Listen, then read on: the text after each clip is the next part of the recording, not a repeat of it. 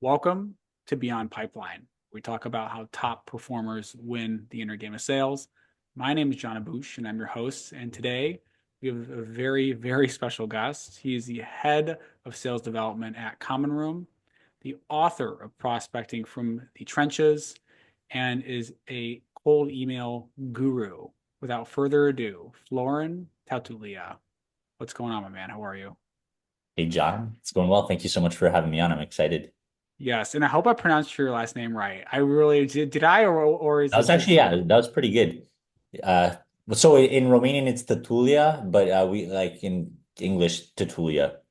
okay? Okay, it was close enough. I tried. I should have asked. I forgot to ask Oh, before we yeah. hit record, but hey, we're here for it.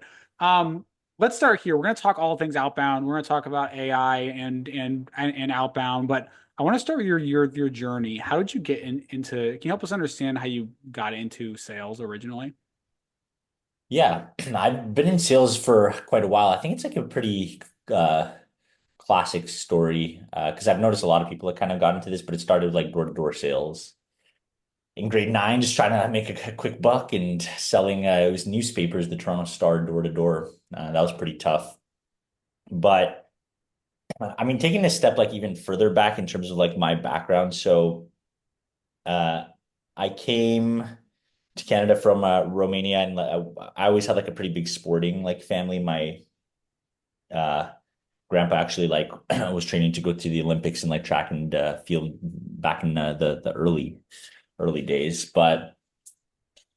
Came here and started playing tennis quite seriously and competitively. So I was trying to go like pro to a certain point, but kind of lost a passion for the sport. And the reason I bring it up is I feel like there's a lot of I know people don't love the analogy of like sports with sales, but to me, like I've always found that a lot of like athletes actually tend to do really well in the sales world, and the way that you like prepare and like the fact that your results are kind of in your hand. I think we actually have to operate as top salespeople very similar to how top athletes do, and I've found that's kind of how I landed into sales and loving it, just because I saw so many of those similarities. And yeah, I've been now in tech sales for about a decade. Started off as an SDR and had a number of different roles, from SDR to account executive and closing deals to leading teams. And I just love it.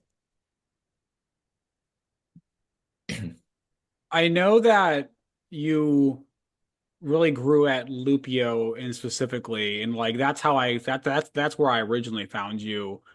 You know, I know you start off selling newspapers, which is, I imagine, brutal. Selling a newspaper, oh God.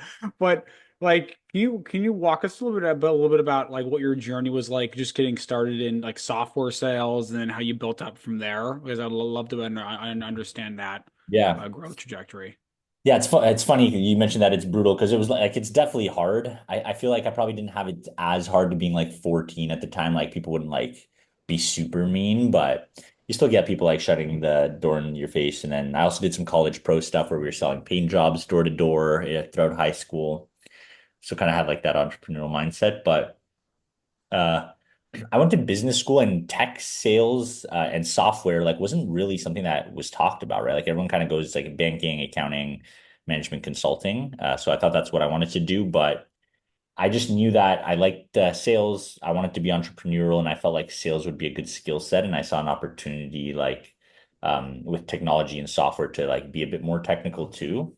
Mhm. So I ended up, yeah, just like applying to a job at this company called Lupio, and getting that role. And one thing that really per, I guess like catapulted my career. That company grew quite well. So I was the first salesperson there, and then like we grew to probably a team of like 50 plus salespeople by the time I left, and like we had a nice private equity exit. So it was like that golden era of SaaS. It was like I'll forever be fond of that, and I think it built like a strong foundation for me from like a technical standpoint, and also just like friendships and stuff. So it's pretty rare to find like a great company like that. So I'll always cherish it. And what were some of the key things that when you worked there that you like, yeah, how did you develop into like the Florin that we know today from just like a skill set perspective, right? Because I know you spent a while there. Like, what was it like to start out? Like what were some initial failures, and then what were some things you did to really grow into the skill set that you have today? Yeah, I think probably the initial failures were around being young in sales and like not really understanding the buyer. So I started doing a lot of like prospecting and discovery calls, and I had like some really great mentors there around like my founders and other great sales people that I was just like making sure that I was replicating like the successes of what they were doing and actually taking their feedback to heart and adapting to it. Mhm. But I feel like that's what not enough like young people or even onboarding programs in general like really help you to understand like what is the day in the life of this buyer or executive, right? Like, do you actually know what it takes to purchase a software? Do you know like we were selling RFP response software? Like, have you ever actually gone through the process of responding to an RFP?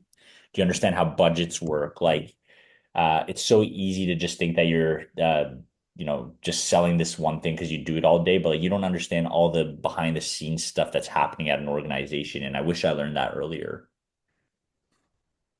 What can people, it sounds like one of your keys to success was really understanding your buyer, understanding your ICP, and you post about this on LinkedIn a lot. Um, and I learn a lot from it when you do. Like, what are some things that folks can do as they're growing in their career or just wanting to get better at sales? Like, what can they do to really understand their buyer, understand their ICP? Like, what are some things that you did to go do that? The main advice that I have there is go and like spend time where they are, right? So whether there's podcasts in your specific industry or like I don't know, even like YouTube videos, for example, like what are the words that they're using? How do they describe the problems that they have? What do they talk about on a daily basis? Uh, like forums, blogs, is there some kind of like Slack communities for your group? I mentioning this, for example, like I was selling to HR at my last company. I didn't know anything about I didn't like that much beyond the surface level about HR. So you're going into like these like the people like Slack group that has like 70,000 plus HR professionals. Like what kind of questions do they ask? What trends are happening? So that's like a big thing for me. And then the other one is going on like G2, for example, if you see reviews, if you're in a software role selling to like, I don't know, marketers, go look at how they're describing certain solutions and what keywords they're using. So I think all that stuff is super important. Events as well, by the way, like in real life, actually going and meeting these people, whether it's like for coffees and asking them for feedback and how they think about their day to day and like what they do is the best way to do it. Also, last point there, you probably have these personas at your company. Like if you're not a very small startup, like you're going to have people in every department. Go and actually spend time with them, see how Yeah, they do yeah. things. Yeah, I've done that. I think I saw a post when you talked about that and I did it. It's actually very helpful. Yeah, that was Yeah. yeah, it's insanely helpful to go talk to someone who's in I sell marketing, so it's easy. Um Yeah. I mean, and even like, so for example, right now at Common Room, we sell into sales like teams. So we're like a signal based outbound platform. So we can aggregate signals from your product from website visits, from like the dark channel like communities in mhm. LinkedIn and Reddit and stuff, um, and allow you to like reach out in a more warm way. One of our use cases is obviously going to be sales in the SDR team. Like I deeply understand that problem. That's why I joined Common Room because I know the what an SDR leader thinks about, and I can resonate with them. But I never actually sold into marketing before, like specifically into like CMOs and VPs. I work closely with marketing, but I still like don't have like a full grasp of day in the life. So like what I'm doing now, I'll reach out to CMOs and be like, hey, I'm not trying to sell you anything. Can I just spend like 30 minutes with you to just understand like uh how you think about marketing? Like how do you talk? What are the words that you're using? What are your goals? What do you think about this solution? Like if how would you position it based off of what you know? I think that stuff's super important. Not enough people do it. Yeah, I think it's I'd imagine it's because it takes a little extra effort. You got to be somewhat maniacal to Yeah. go do that. Yeah. 100%. But like this, going back to like that sports analogy, right? So I'm like a tennis player. If you look at like the top 10 players are pretty like the level's significantly higher, right? Like they're just willing to go above and beyond. And it's like if you want to be a top 10% sales rep, like you just have to do the extra uh practice rounds and like actually getting the repetitions in. So yeah, you just got to do stuff that most people won't. What enables you to go that extra mile? As I feel like a lot of folks, especially like right now in SaaS, it's a little bit more challenging than it was previous. So a lot of folks, at least I've seen, talk to reps that just don't feel as motivated. Like what gets you off the Yeah. couch and gets you to want to keep showing up the way you have?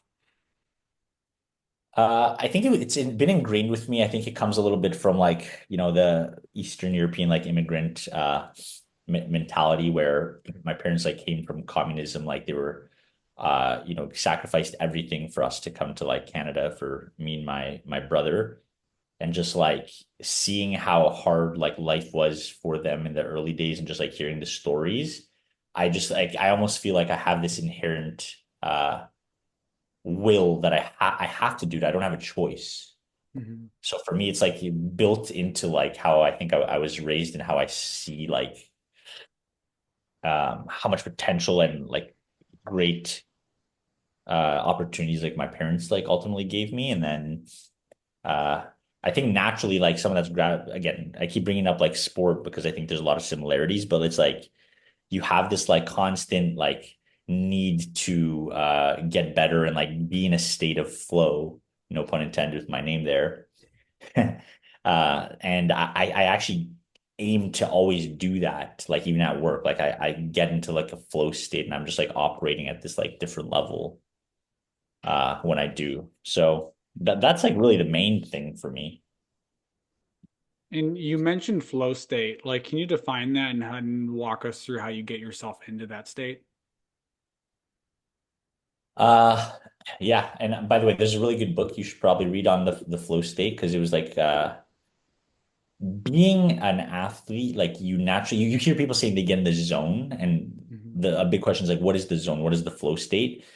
As an athlete, like you feel it when you're in it, or even Hmm. like you can get into flow state with like music, like at the gym, like Whatever. in Yeah, different yeah. ways, right? Like even working at a computer, like there's certain things you can do, but that you should read the book Stealing Fire because they actually like study how like to get into the flow state, and they studied like the top performers across like all different industries.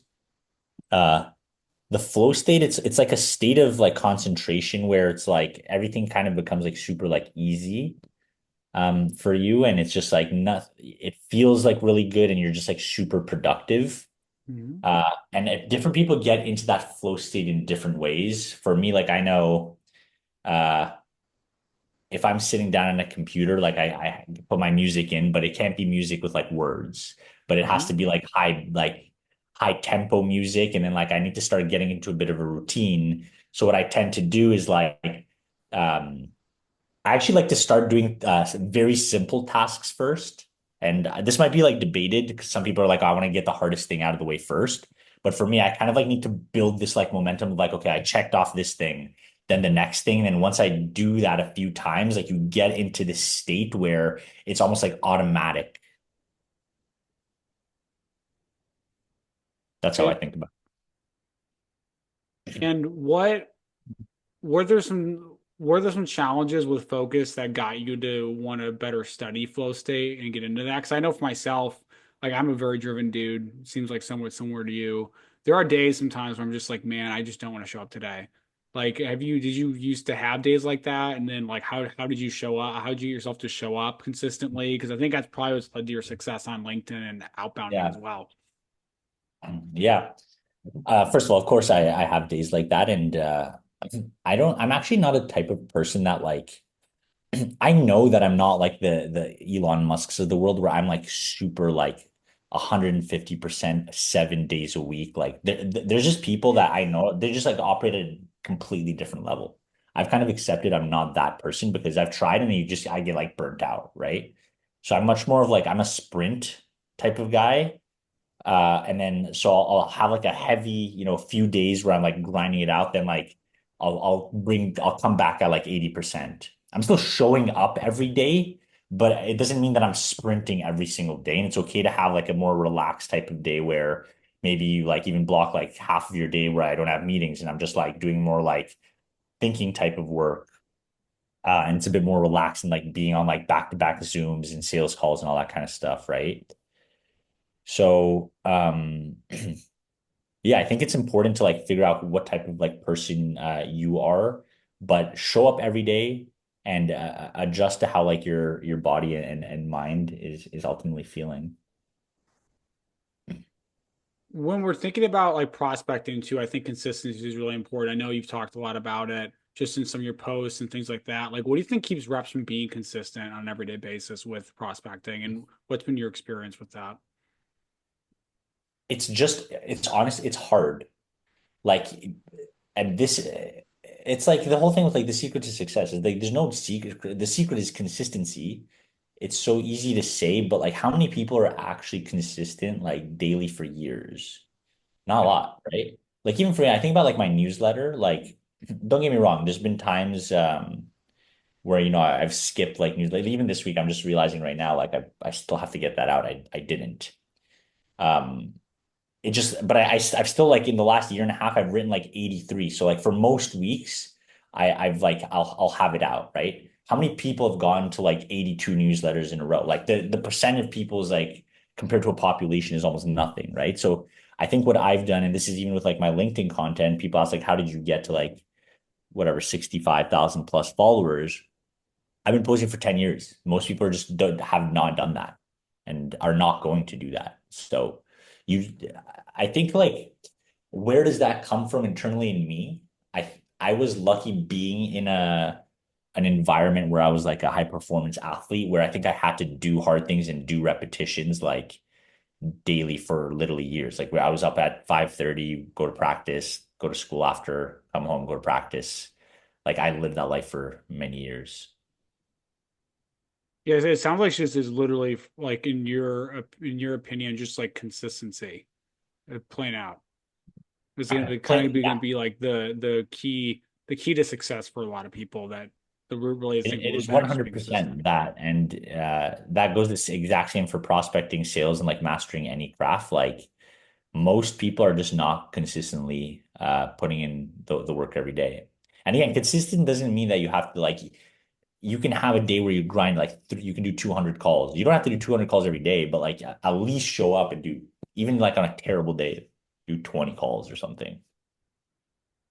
And when you think about your own journey, right? Because like you've come like, obviously you've done a lot. You are obviously very skilled at Outbound and have built a good audience. Like, what are some other things that really were the unlock for you as you grew from like normal SDR to like Florin, right? Like, what were some other things that you did, either mentally or just from a skill set perspective, that really go from like normal SDR, good SDR to like, Florin? Like, can you help us understand that path? Because I think that's what I'm really curious about too, is like what really turned it on for you?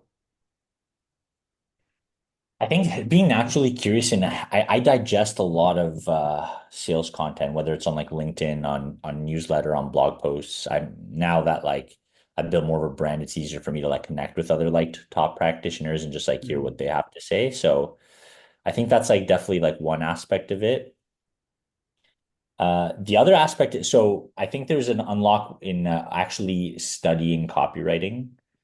So like reading the book, like the Copywriter's Handbook by like Robert L. Bly is a book that I recommend to everybody. Uh, Copywriting is interesting for a number of different reasons. It's a little bit psychological. It's a little bit like understanding like obviously how to write and tell stories. Mhm. And there's a lot of principles there that we salespeople can actually use for marketing and advertisers that have already been developed. Like they figured out like the how psychology plays into all of this. But then the other hidden benefit of copywriting is like once you get good at writing, I keep using this term that I've heard in the past, like writing is thinking, right? Mhm. So if you're able to write down ideas, and even for me, like a big unlock was writing LinkedIn posts consistently or my newsletter because it's how I synthesize and really understand what I've been putting into practice and building like a systematic uh process around prospecting, right? So that like has now become my playbook. And I've sometimes like I'll write a great email and I don't even think about like because the principle, the fundamentals are just like ingrained in me now. But Mm. when I have to write the post, I'm like, okay, if you don't know the fundamentals, I have to like actually sit down and like break these things. It's like, why did I do that? Why is this good? Why not? And you actually sit with those thoughts. And I think that's a major unlock. So I really recommend that people, at the very least, if you want to do it publicly, that's perfectly fine. But like, you should get your ideas out somewhere, even if it's like in your own journal or something. And when you think about like synthesizing ideas, like as you were on your journey from Lupio, on up, like what got you to even want to start sharing what you were learning? Like what got you to even want to start sharing your content on LinkedIn, things like that? Like I'd love to better understand that too as you Yeah. were, developing. It's kind of funny because I never like thought I would become, I've never seen myself like as a content creator or like an influencer or whatever. I think it just like naturally developed like over time. But the initial start for me was I was an SDR. Uh, all the stuff that I saw online about sales was kind of more like fluffy advice. Hmm. Like, oh, like work hard and like be like even like being consistent. It's good advice, but it's not like tactical. Like I needed to know, okay, I know how to be consistent, but what do I be consistent with? Like what do I do? What do I actually do from a tactical perspective? So I just started writing down my ideas and content from like the ground trenches or whatever you want to call it, hence prospecting from the trenches, my newsletter. Um, I wanted to build the content that I didn't have from a tactical perspective. So I was like, I was learning and I wanted other people to have that. And I'll say the prospect from the trenches is awesome. So people who haven't seen it, definitely go and check it out. I feel like we've covered really well. It's like what some of the key things that you've done to become like to get to where you are, like really understand your ICP, be consistent, synthesize your ideas, share what you're learning so that you could just better understand the craft itself. Is there anything when you think about like where SDRs or SDR teams go wrong in like learning, developing, is there anything else that you would recommend that folks could do that when they're building their career, they could do to become better, specifically around prospecting, is being better at their craft? Yeah, I think so. Definitely like really so understanding like the ICP deeply I think is super important. The problem, like and I know I've already said that. Um, what else is like super important? Um,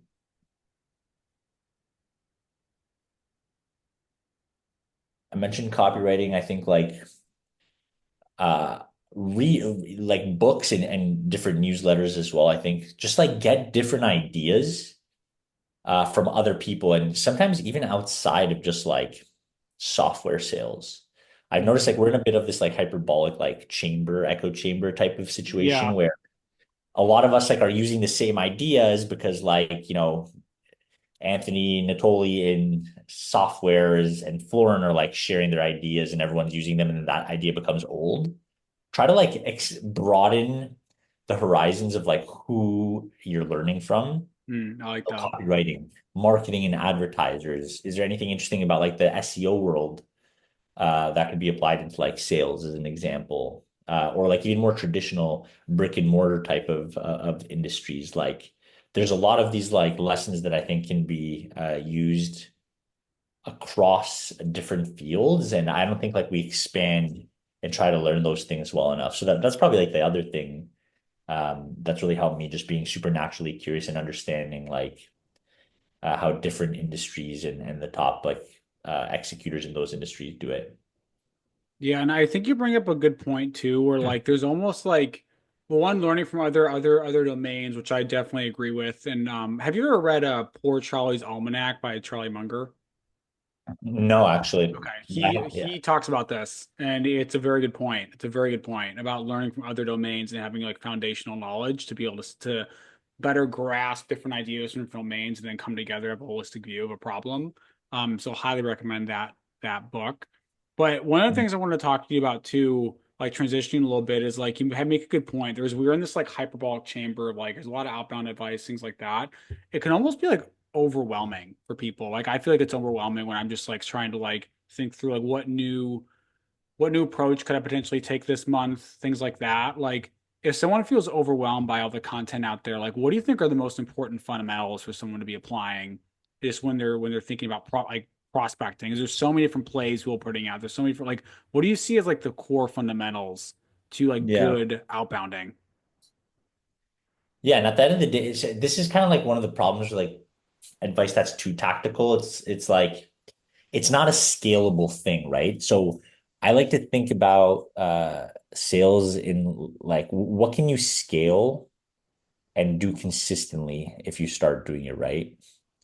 So even with like Common, for example, like we are a signal-based platform and like we have like intent that we're surfacing up for people. But like when I run a play, I need to ask myself, like, is this something that I can actually scale and continue to do it? Is this a signal that's constantly going to come in and not just like a one-time tactic?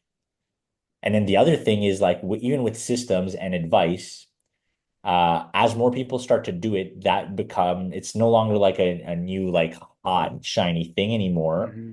And the effectiveness, there's actually diminishing returns. So you need to have a process in place where as you scale and try out new plays, they're going to work, but understand that that efficiency is going to go down. You have to think of the next play and the next play. Even like I remember this at Lupio, we actually had like a sequence committee where every quarter we'd have a couple of SDRs, the SDR manager, our SDR ops, and we'd sit down and be like, okay, what plays and sequences worked well? What did we learn, and what do we change? And or what do we want to A/B test against the stuff that worked? So the way that I always thought about it is almost like this like tournament bracket. It's like you have these different plays and Hmm. sequences and messaging. You're gonna know the standard one that's like working, and then you always want to put it up against something else, so that you're always getting better over time. And when you think about like A/B testing and systems, like one of the things I've always struggled with is like keep knowing like knowing how to keep things simple, but like also there's an inherent complexity sometimes when you have like different plays you're running. Like how do you ensure what's your thought process around like implementing a new play, tracking it, make sure things are simple? Because I've always had a hard time with that. I'm sure if I do, I sure other Oh yeah, people it's do as definitely well. hard. Well, even like because when I joined Common Room, like we probably had like hundreds of sequences in outreach. It's like obviously Dude, overwhelming. You're not yeah. using hundreds of them, but most companies that I've like worked for consulted, you're gonna have a ton of this stuff, right? Focus is key. So the way that we kind of think about like prospecting, it's based off of these signal-based plays, right? That's kind of like what we facilitate. Uh, we have like our fundamental five plays that we know work well. Those Mhm. are kind of like our constant. And then the system that I want to do is like we're not going to use 200 sequences. We have those five, and then we're probably going to test like three at any given time, and then we'll like replace the ones that don't work with other ones. So stay focused, have like your core plays that you know work, and then just update a few here and there so that you're not overwhelmed with like too many different things because you're right. There's like, you listen to, you read my newsletter and like I have an idea, you're gonna go use it, and then like you have another idea, Brian Lamana has another idea. It's like overwhelming to try to do everything at once. So you just have to focus on a few things. When you say plays, do you mean triggers, as in like, all right, our play is going to be when we email, we're going to mention like the person underneath the VP and something else? Like, can you help me understand when you say plays? Like, what goes Mhm. into constructing plays? Is there an example that you recently put into practice that you could walk Yeah, us through? yeah, for sure. So yeah, a play is pretty much it's a combination of things, but it's a scalable system for reaching out to specific like leads. So an example, like website visitors. So we know, or it's generally you should probably prioritize people that are on your website. They have likely higher intent, especially if you do a filter and you know they're in your ICP, they're the right person. They're okay. John was on our pricing page. Uh, that doesn't mean that John is necessarily going to buy, but if I do research and reach out to John while he's still on the website, uh, I'm likely going to convert that person at a higher rate if I have a relevant message. And we've proven that because we've run reports and like we're getting like 7 to 10% booking rates when we reach out to website visitors with the relevant message within 1 hour. Uh, so that's like an idea of a play. Then you can do like combinations of signals for a play. So you can be like, I want website visitors that are sales personas that also have at their accounts, they're hiring SDRs. Mhm. So now it's like you have an intent signal and then you have another signal around SDR job listings. Now that's a combined play. What's good about that is now you can build very hyper specific messaging. You hit them up ASAP and then you talk about job listed, like how you can help with like hiring or like something around the fact that you're using that trigger. Mhm. And you had a funny post the other day where you're like, there was like a bunch of urinals and someone, dude, made me laugh. It was like, hey, like you wouldn't go over if there's 20, open urinals, you wouldn't walk over to the one where next to the where the one guy's going. And it's kind of the same thing with like website visitors. Can you walk us through where people get signals and intent wrong and what the right way is to go about doing it, which I think you kind of explained just previously, you did, Yeah. but just like put them together, please.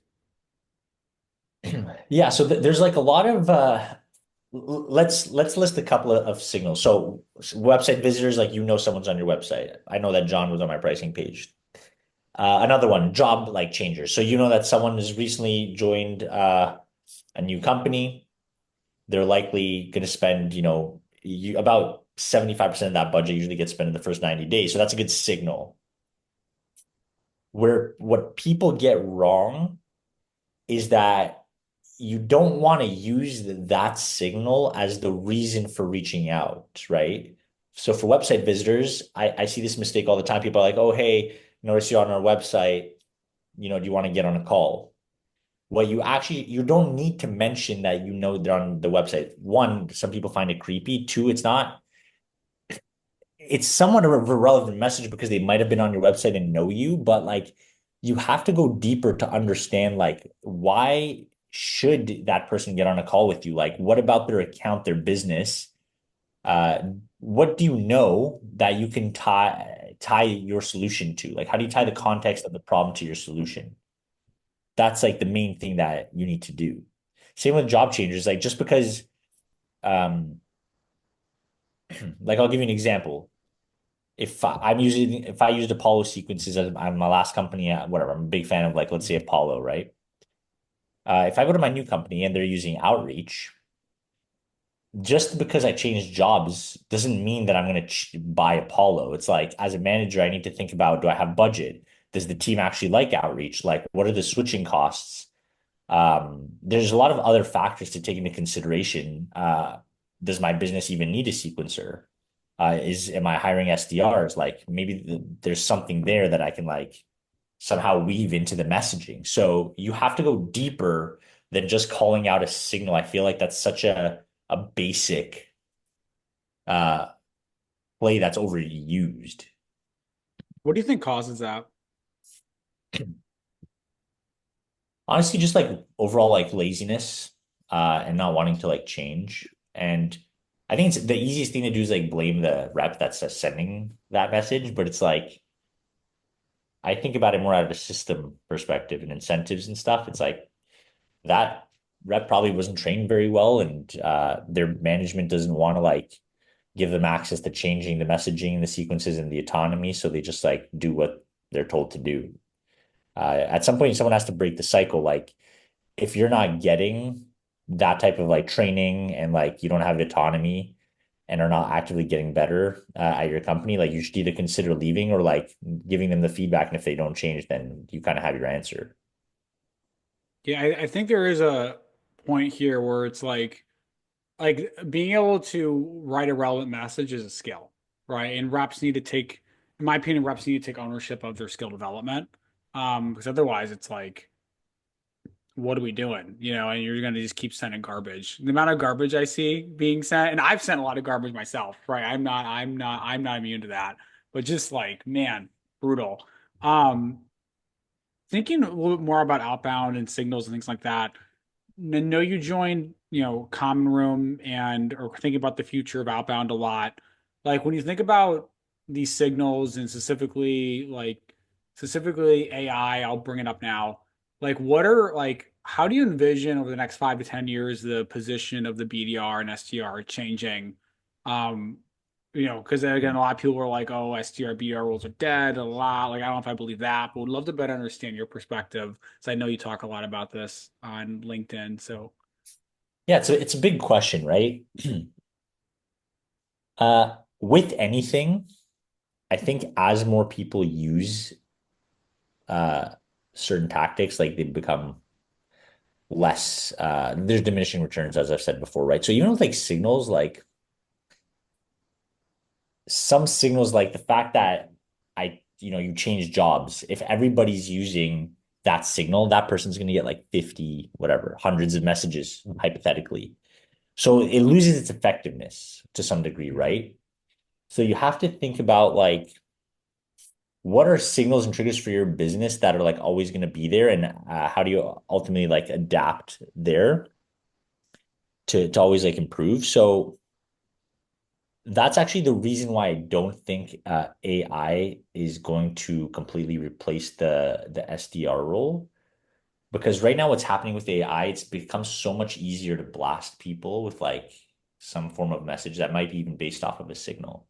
mhm, Uh, I think where AI is actually going to help us is we're going to be more like a co-pilot. So I like to say like the Jarvis to someone's Iron Man, mhm, essentially, where it's like every day you kind of wake up, it's like, hey, here's everything that's happening at your target accounts.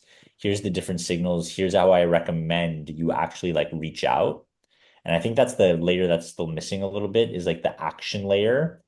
You know who to reach out to, you know the signal. So what? What's the best entry point into this account? Do I know anybody that works there? And then instead of me going on LinkedIn, it automatically gives it to me. It's like, oh, your board member is connected with the CEO or whatever, right? mhm, So it's essentially I think AI is going to be very good at analyzing all the potential signals, entry points, get better at being able to like give you suggestions on like your copy or like your scripts, mhm. and give you a viewpoint into like, hey, this is how the action that you need to take.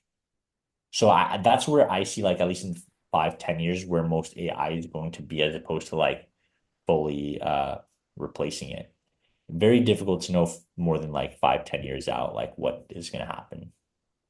Yeah. And one of the things that I think about a decent amount, or I've even talked to other folks about, is just like how reps can decommoditize themselves. So I think a lot of times reps are like, all right, we do this playbook. It is what it is. Like I'm here to cover a territory and I execute and I leave. And like I feel like there's a temptation to kind of, as you said earlier, to like keep doing the same thing, especially with Yeah. outbound or even like deal cycles, right? So like what are some, especially as AI comes about, because like there's a lot of things that AI can do that you used to just take rep like brute force, and now it's no longer the case. Like how can reps keep decommoditizing themselves so that decommoditize mean defined as like differentiating themselves so that they can keep performing in a world where like mundane tasks are becoming less and less necessary to be done by humans. Yeah. Well, I think the way you differentiate yourself, like sit down and ask yourself, like, is this something that AI can do? If AI can do it, then like that you're probably screwed and that's not a high value skill, right?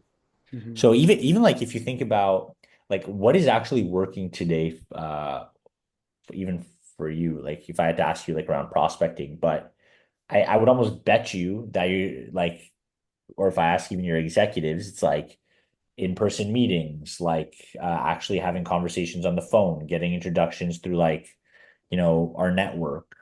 Hmm. Those are things that are not replaceable by AI. And I think like humans naturally have this, like, we're social creatures. Hmm. That's something that AI I don't see replacing. So I think like get out in front of your prospects, like go to set up dinners, like go to conferences, meet people, have conversations, go to their office to do a demo if it's possible. Uh, I think that's what's like going to be working and how you differentiate yourself. Send like a handwritten note and like based off of I don't know, they like golf and like you send them something related to golf. Or for example, we have a prospect now that's going on pat leave, and it's like we're gonna send them like like diapers and a onesie. Like that's not stuff that's like necessarily scalable, right? Hmm.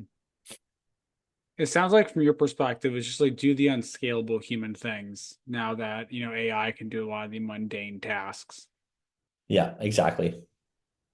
If a rep's listening to this and it's like, well, where do I start with equipping myself with AI? I know like Perplexity's out there. I think you had a post about using something called Insightly.ai.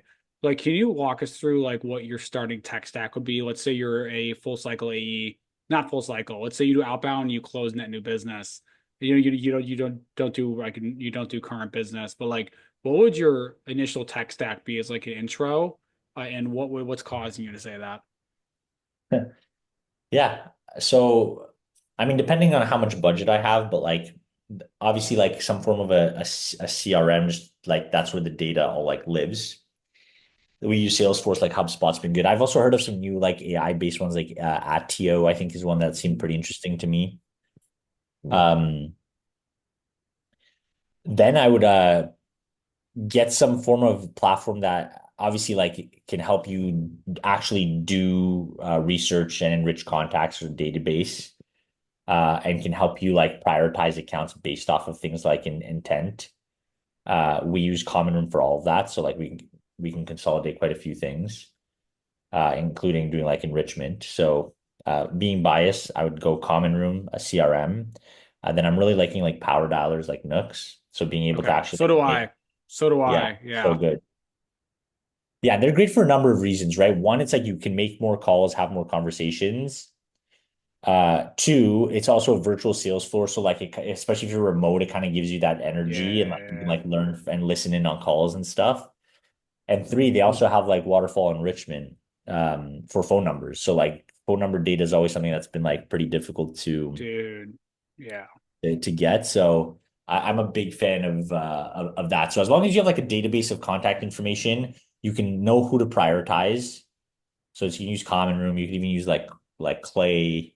Is a Clay's really great good for phone numbers. I know I interrupted you. Clay's yeah. really good for phone numbers. Yeah. But Clay's like they don't inherently have data, right? They're also using a waterfall enrichment too. Hmm. So yeah, I mean that's the way to go, right? You use as many providers consolidated in one place as possible. Got it. So, I mean, pretty basic, but just something to store your contacts, have good contact information, and then obviously intent signals via Yeah, via so it's Common like Room. okay, you need to be able to build a list and then prioritize it. So that's where like intent and signal comes into place. You need to actually have the contact information to reach out to that person. Hmm. And then you need some way to like some form of scalable system to help you reach out to those people. So like Nooks, Outreach, like the sequencers of the world, Apollos. But you don't need a huge tech stack, right? Those are the main things. I'm also really liking right now for note taking Fathom. It's like so good at taking notes. Like I never write notes anymore, like full action items, like Yeah. and it's Okay. perfect. It's free. Okay. Okay. I as we get more of these tools for AI, I think it's more even easier to blast people. And I know that just with like emails and stuff, and I know obviously there's new email filter rules because I follow you and I see your posts, which makes it harder to go in email. Like, how are you thinking about when you're thinking about like sequencing? Like, very tactical question. Like, how are you thinking about way using all these tools like the touches? Like, do you have like one pillar email then a couple follow-ups and that's it, are you still doing a longer cadence? Like I read an article from you back in 2017 that was like, you got to have 12 to 17 to 12 to 14 touches in your cadence. And that felt Mhm. very 2017. And I was curious if you still had that philosophy or with all these new AI tools you mentioned, if it's changed a bit. So it's changed a little bit. Like I still think it's important to have like a good amount of sequence steps because there's like a few things to consider. So obviously, like you want to be careful with like spamming people, but this is why you go multi-channel, right? Like you can a sequence can be four emails, four calls, and like a couple of like LinkedIn touches. That's 10 already. Hmm. So it's not like crazy spammy, but the thing that also helps with like having a sequence that's a bit longer over a longer time period is like imagine I'm like you send me an email, I'm in a meeting, and maybe like I don't even open it because it just like wasn't the right time and I forget about it. Or then let's say you give me a call and I was like happen to be, on another call. Or like what if I'm on vacation that week? It's like you need to give like it has to be spaced out over a given period of time. So like you have a higher opportunity of hitting that person when they might have like a free moment. And it also goes back to the theory around like psychology of subconsciously it usually takes like seven touches of a brand or like a person's like face or something to actually like fully recognize them consciously. Hmm. I almost see like sequences that is kind of like a little bit of it. It is kind of drip marketing to some degree, right? So if you send an email, you might actually increase the chances of getting a pickup on the phone later. Hmm.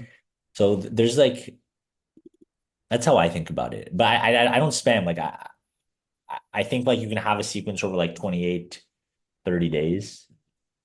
Um, and then like four or five email touches. It's not that much. And how many of those are, I know I'm getting really, but I'm out curious myself. How many of those are like pillar? There's two pillar emails, one. Yeah. I usually Okay. have two emails that are like probably per persona. It's like two completely different like use cases or touch points. So like maybe one of them is more interesting than the other, but you don't really know. So I Mm. want to have like two like problem based like value add emails that are like, I'm actually taking time to do relevant research. We're looking at signals. And you're doing We're two of looking at those. yeah, and then some follow-ups as well, which are more like, hey, what are your thoughts on this? Here's like a video. I'm more of a visual person myself, or like something that's like supporting that email that's not just like thoughts. Hmm. Okay. Yeah, I remember this from your cold email conversion course. That is a good point. Um, I like the simplicity of that, especially with all this AI stuff, is just still having some value add touches and not having some huge sequence that's like 20 steps and like, ridiculous spamming. So, no, Yeah. yeah, that makes a lot of sense. Thinking going forward as we as we kind of wrap this up a little bit, I'd love to better understand what, I know you somewhat recently joined a common room. Like, what does the next, 18 to 24 months look like there? Like where are you headed? You've already done so much on LinkedIn, you've got a course, I know you do some advising of companies, but like what does your future with common room look like over the next 18 24 months? And I'd love to better understand the future of Florin. Yeah. I used to have, I don't think too much further out than like 5 years out for myself, but like I'm in a really good place here at Common Room. I think it's finally like a few things have kind of aligned for me. It's a great product that I'm actually using every day, and selling a product you use every day is like, again, you deeply understand the problem. You get to provide product feedback. Um, the way that we actually go to market and reach out to people is based off of like signals in our own like platform. Hmm. So we can actually create educational content, and like when we hit with a good message, that sells itself. It sells the platform. Like that Hmm. message is Common Room, right? It's like shit. Like and I can envision my team doing that. We even get messages sometimes where it's like I posted a screenshot recently where someone was like on our website. He's like, "Whoa, like your rep reached out to me in 10 minutes. Like this is magic." It's like that's what we're trying to do, right? But then it's also a double-edged sword because you can get it wrong. And if like Hmm. by accident some data is off or like the signal was not real, and then like it kind of looks like amateur hour, and like obviously that's going to happen. No platform's perfect. Uh, but I think like the next 18 months, like for common room, like we're obviously in a very hot space here.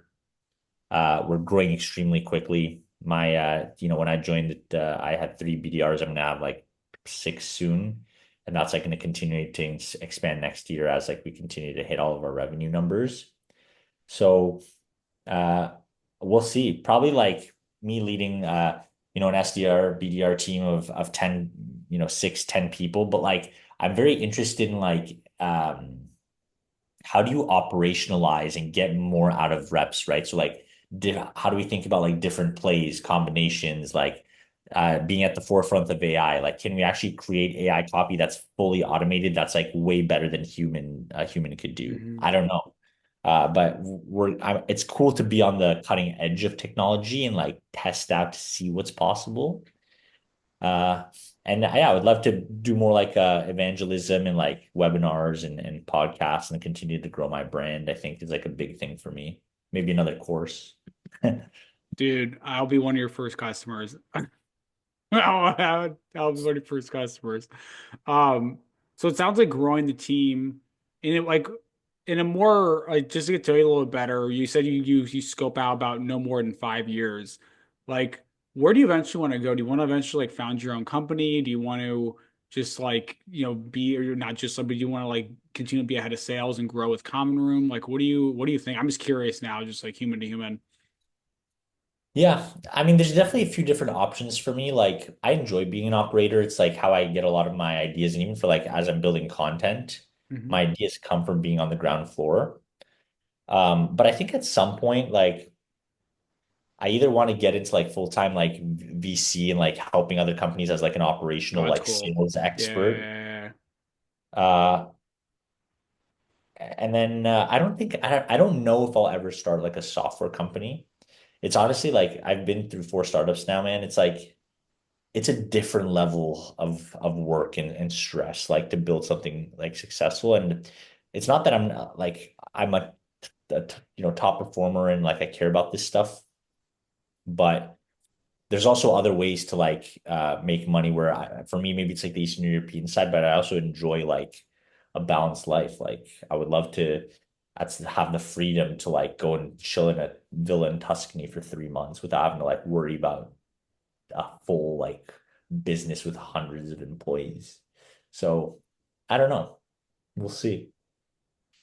Interesting. We're up on time. We could talk a lot about like how to make decisions like that and things like yeah, that's a whole nother conversation. But Uh, um well, honestly, yeah, you could probably do just about anything you wanted with the quality of work you put out. With that being said, to wrap up, before I ask the final question, where can people find you and learn more about you as a fan and customer of both your course and prospect from the trenches? Your content's fantastic. So where can people learn more about you and find you? yeah. So LinkedIn's like my main kind of channel. So I post, I don't post every day necessarily, but try to do it at least like 3, 4 times a week at the bare minimum. I had got my Substack newsletter, Prospecting from the Trenches, which you can find on my profile on LinkedIn. Those are the two main ones. Okay. Last question. Let's say someone's listening to this and they're just like, they're an SDR or BDR or even an AE is trying to get better at their craft, specifically outbound. They're struggling mentally. They're like, hey, this is really hard. I'm not quite sure what I'm doing wrong. Um, it's sales for me. What is one piece of advice that you'd have for someone in that circumstance that wants to get better, but they're struggling? What's one Yeah. piece of advice Well, you have first, for I think them? it's important to know like sales is generally not for everyone. Like that's okay. I Hmm. think sometimes people like try to force things that are not meant to be. So I think like first off, that's what I would say. Like, is sales actually something that you enjoy and get a like, do you get a rush from it? Do you like see yourself doing it long term? And if the answer is no, that's fine. There's other fantastic careers. But uh maybe like some counterintuitive advice, like maybe like just give your brain like a few days to like step out and like just not be like in that moment and super stressed and like down, just like disconnect. Um, and then usually like over time, like you'll probably get some less stress and more focus. And go back to the fundamentals. Like, I think the problem now is we have so much information, so many people are creating content, like it's like counterintuitive to some degree. Go and find one or two people that have actually like been in seat, are operators, and like they actually get good results and are closing real deals and are hitting quota, and go and find those two people and just learn from them. Forget all the other noise. I love that, especially the return to the fundamentals. Like I think that is something I told myself too, even like 6 months ago, and it helps so much because everything just gets so it's just so confusing if there's so many people. I absolutely love that. Florin, thank you, man. Seriously, I've been a fan for a long Yeah. time. Your content's helped me immensely and it's helped a lot of people. And I appreciate you just diving into your story a little bit today and just sharing how you become who you are and some of the things that made you successful. For all those listening, if you like it, please share with someone. If you don't like it, hit me up. And I appreciate you listening. We'll talk to you soon.